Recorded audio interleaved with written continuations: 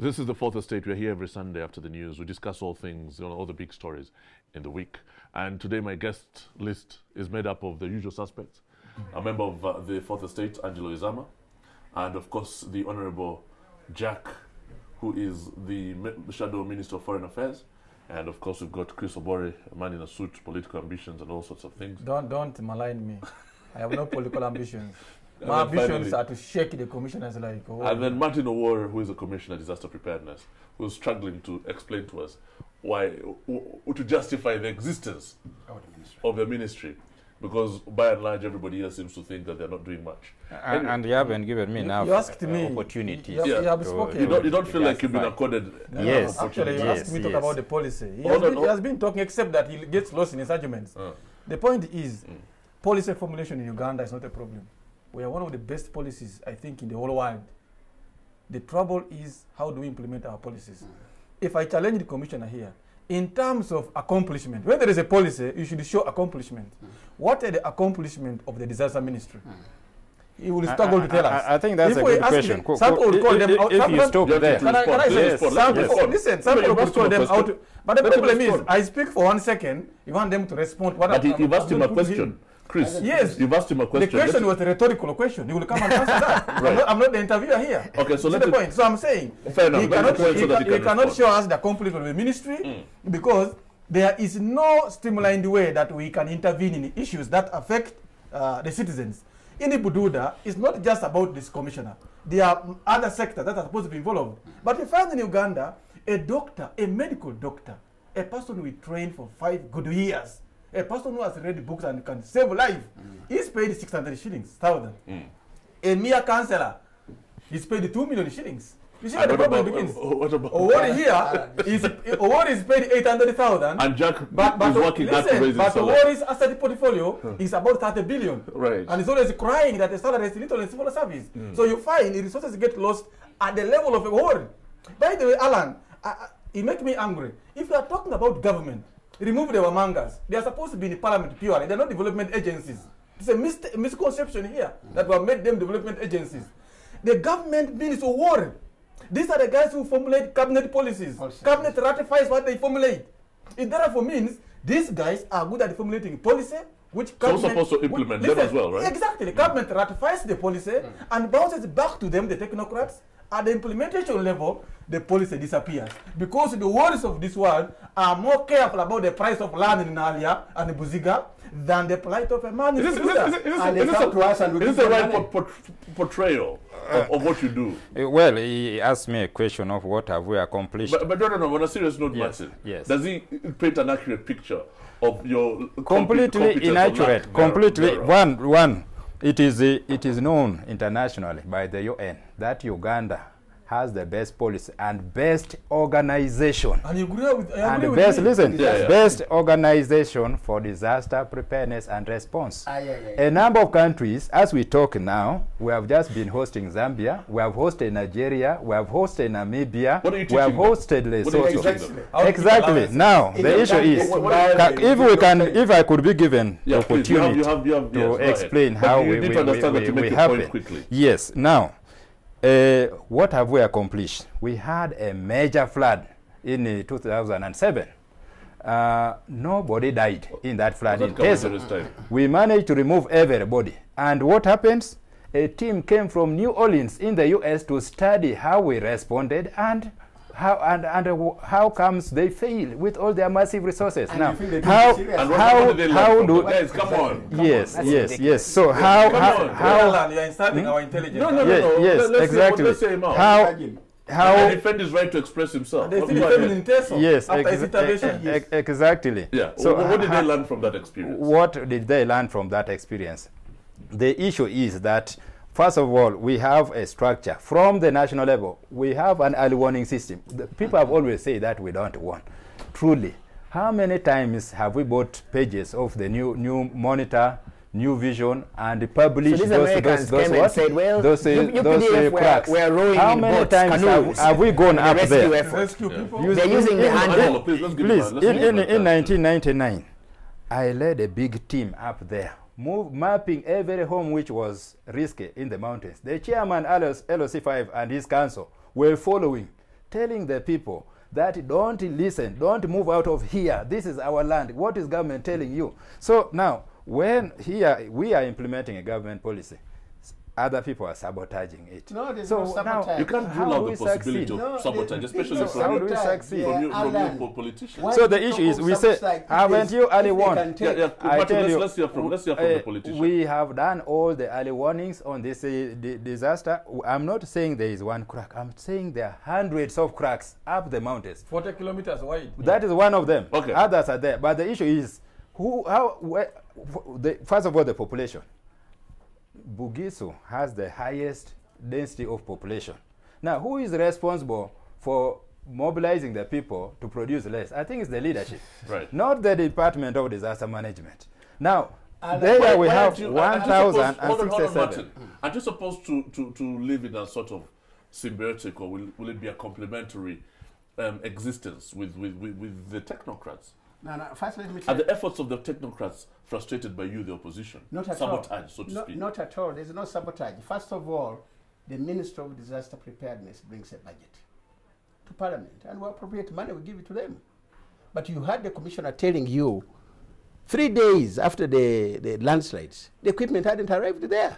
We give them money to carry out the policies, and they write the policy and they don't do it. Why do you have these sorts of issues? And it tells here... These sorts of incompetence things, inefficiencies of not getting equipment there on time, for example. Why? And they should be prepared, Alan. These people, the ministry should be prepared because he makes to a rush. point. He makes a point. Exactly. You get the money you asked for. Exactly. You were able to see these disasters before they happen. Yeah. But when it comes to actually making sure that the equipment is there on time and things like that, you drag your feet. Your implementation that Chris was talking about. And you can imagine even, doesn't and the food they have given the people. Last year they gave 100 bags of maize.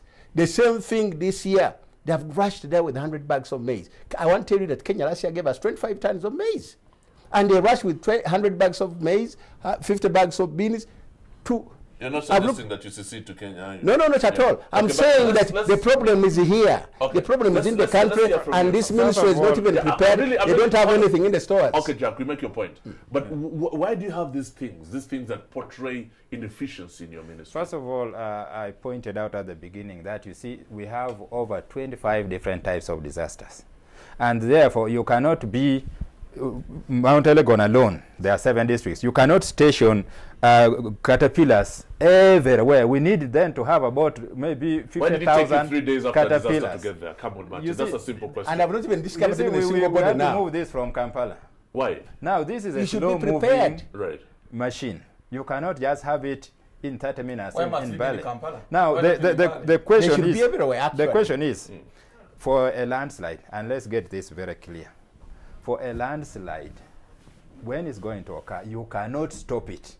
Even if you went with your caterpillar, you are also buried with that caterpillar. The issue is, assist us, mobilize the people to accept to leave the area, and then we just avoid that area, because that type of disaster is unstoppable. In New Orleans, it happens. Yes, all these places you are trying to evacuate. So you don't have to station those machines there, because they cannot stop the landslide. And when a landslide occurs, it takes 2 minutes or 1 minute for somebody to be dead. There is no chance of being alive under that huge stones. I'd like to introduce the element of corruption in here. That's how I was coming in. What role is corruption playing in the inefficiencies we see in the implementation of these great policies that we boast about? Now you're asking a very sensible question since we began, because that's the core of all this problem. And unless we fight the corruption, we'll keep discussing here on people's lives. Families are hurting, and we're having an academic exercise here. The point is, these people are no longer technocrats. These are money craft officers. Even the politicians we talk about, they suffer under the money craft officers in the government. I know of a minister who was made to run around. They call him. The president says, you leave Gulu, go to Kasese.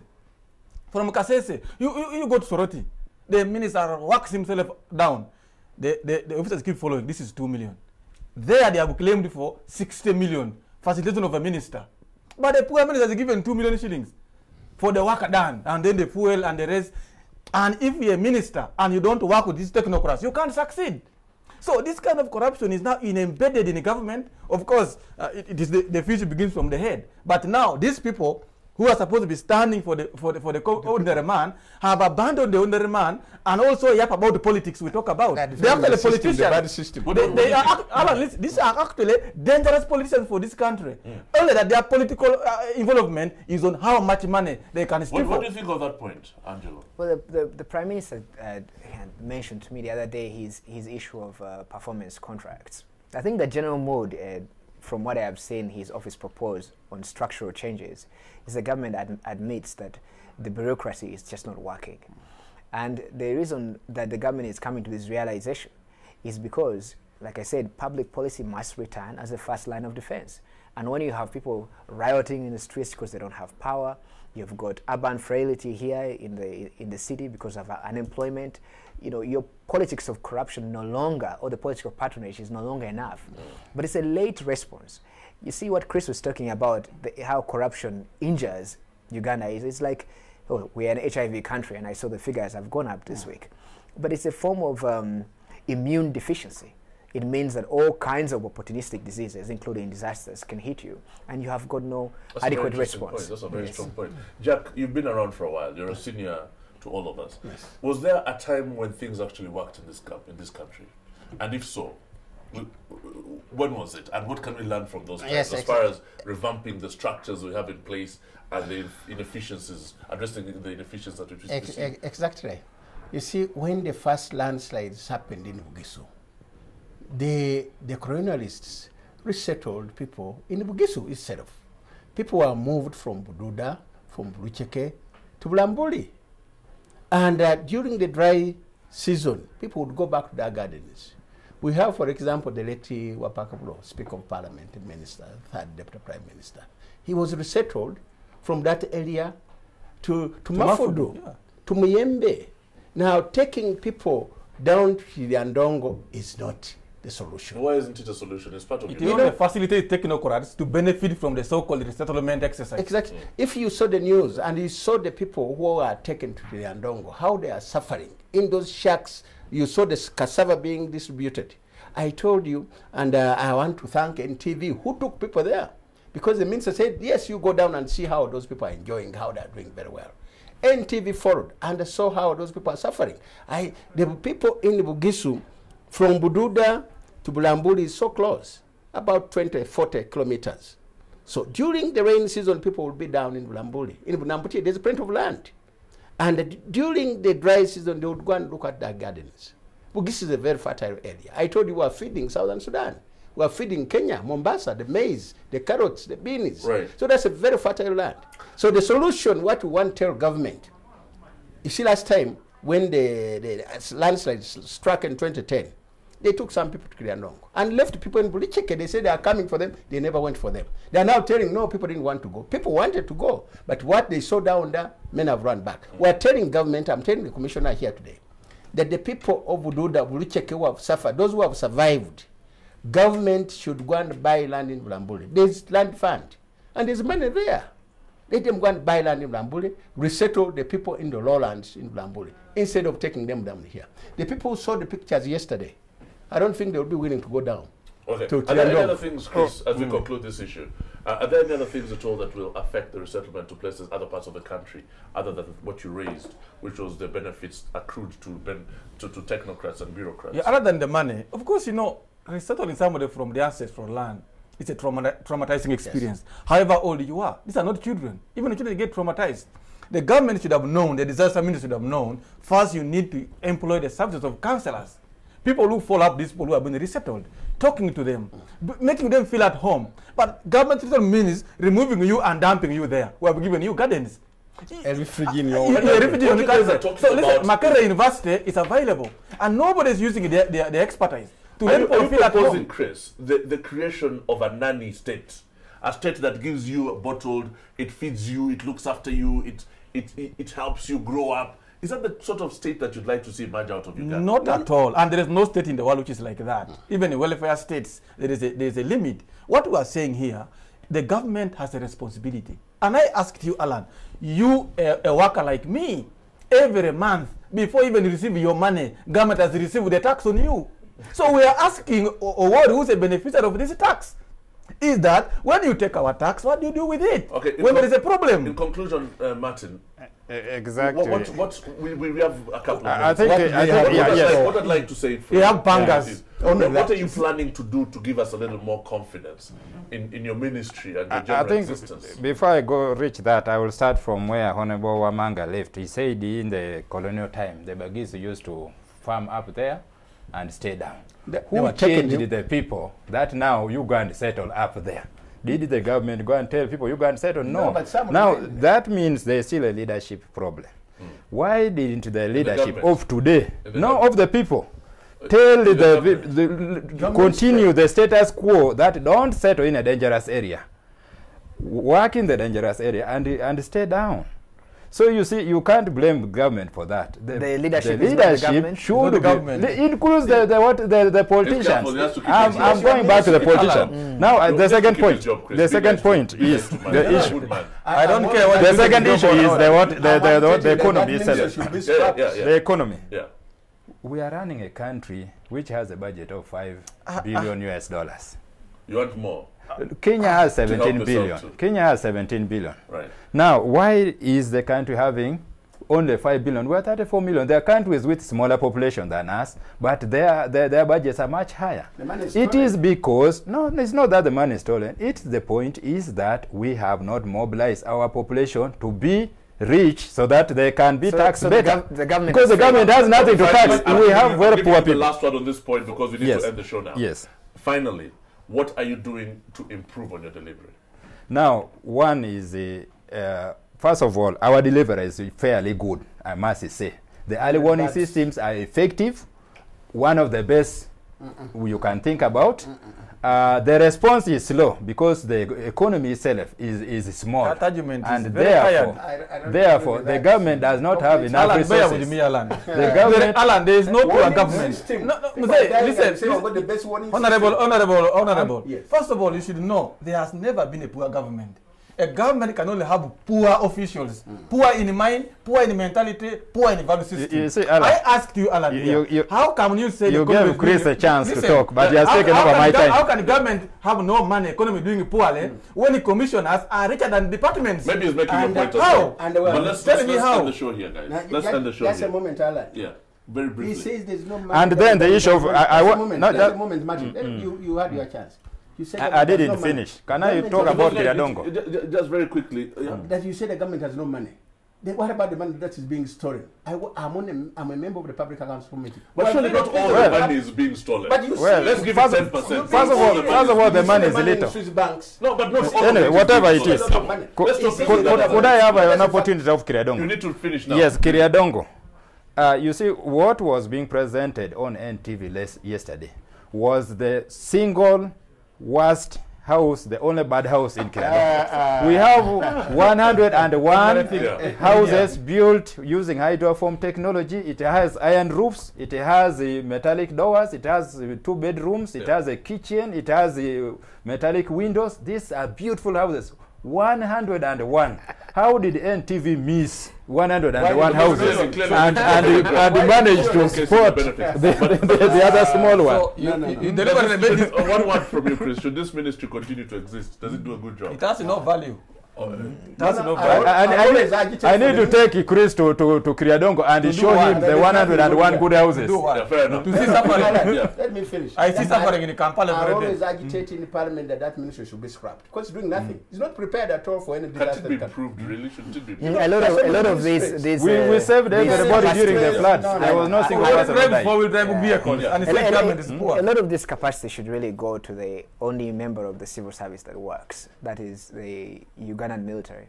All of these things must be like, you know, in many other countries, disasters like this, you see the reason the military responds because the military can develop this capacity. There is a difference. There's a difference between the response and the preparedness. Okay, we'll never finish this conversation, but I'll say thank you very much. There are also businessmen in the military this evening, and the guests have been, of course, Martin Award, the Commissioner for Disaster Preparedness. I'm not sure anything prepared him for the disastrous interaction we've had, but he's done a great job. Thank you, Martin. He makes a point, yeah. And then, of course, he refers to Jack Wamanga Wamai, who is the MP in Mbale Municipality. He is a local of Bududa, and he is Budadiri. Sorry, thank you. One of those many. And then, of course, Angelo Izama, a regular on the show, and Chris Obore, a very loud regular on the show. My name is Alan Kasuja. Let's do this again next Sunday after the news. Good night.